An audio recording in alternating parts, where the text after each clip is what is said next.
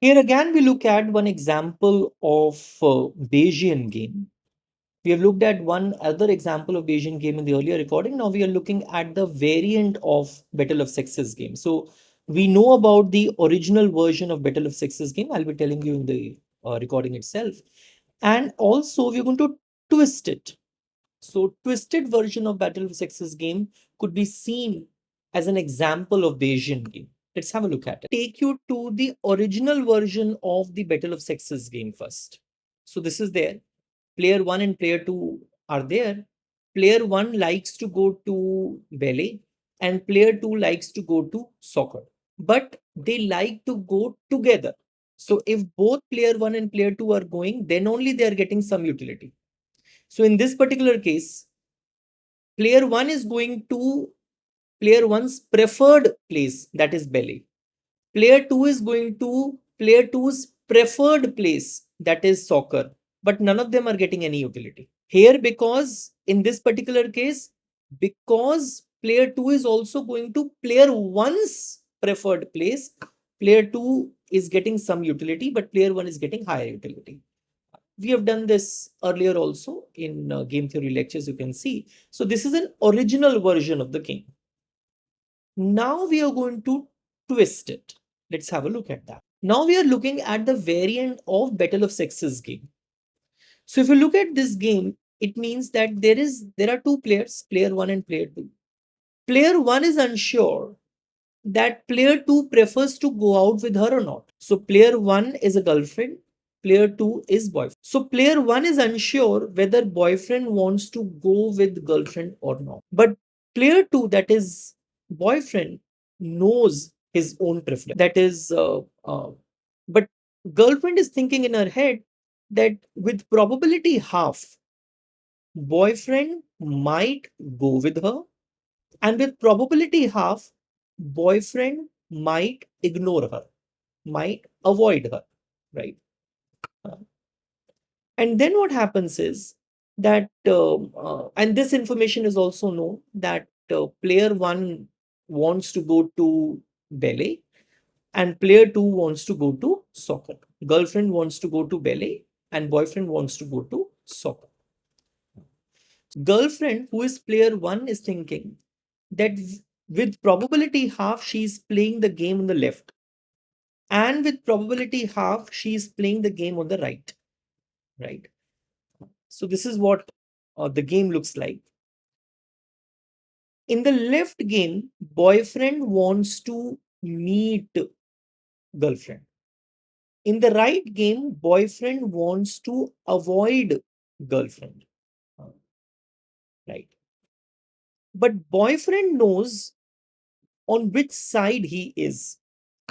Boyfriend knows very well whether he wants to meet girlfriend, and boyfriend knows very well whether he wants to avoid girlfriend. So just see the thing which I have written, that player 2 knows the relevant table. Player 2 knows whether player 2 is here or player 2 is here. He knows it very well. And if you look at the entire frame, player 1 doesn't know the relevant table.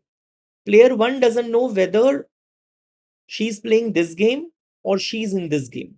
So she doesn't know this.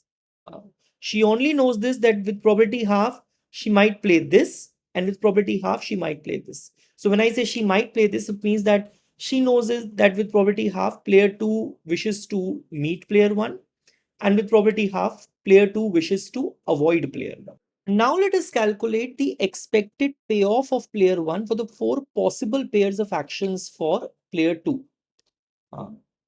So player 2 can take up an action B when player 2 wishes to meet 1, can take up an action B when player 2 wishes to avoid 1. So BB is one action.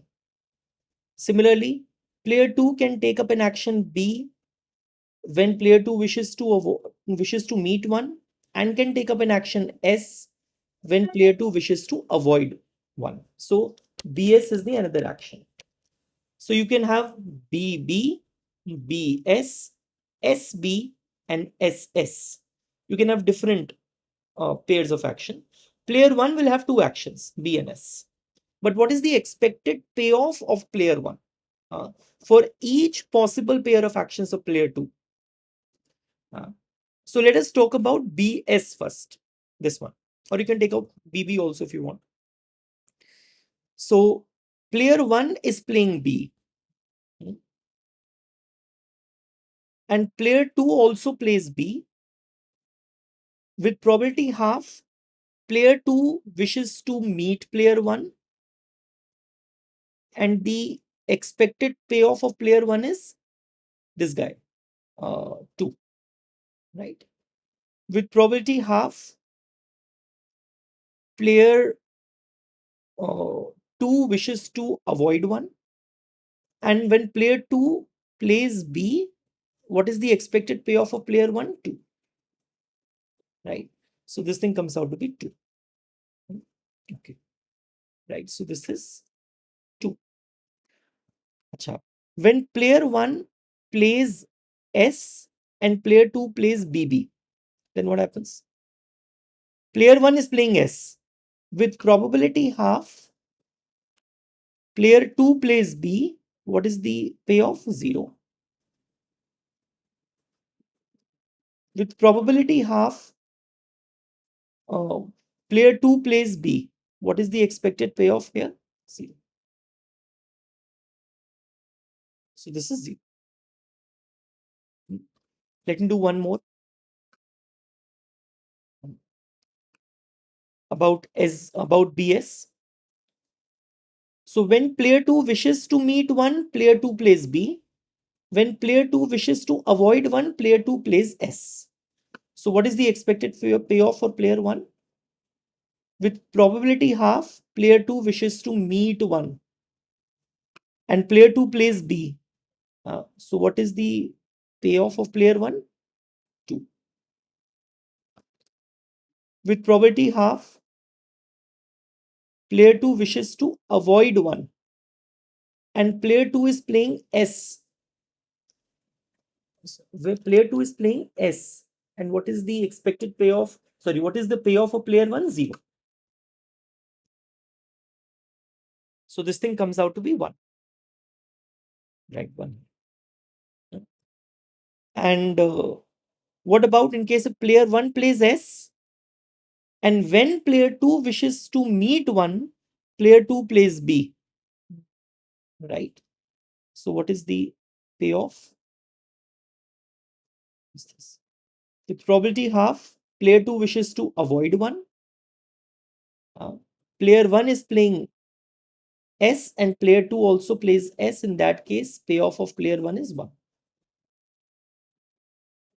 So that is half. Right? So you can fill up these numbers also. Similarly, you can fill up these numbers also. So we have done this example till here, that we have calculated the expected payoff of player 1 for the 4 possible pairs of actions of the 2 types of player 2. Right? Okay, we'll take the discussion further in the next class. I hope it was useful to you. Thank you, Gopal.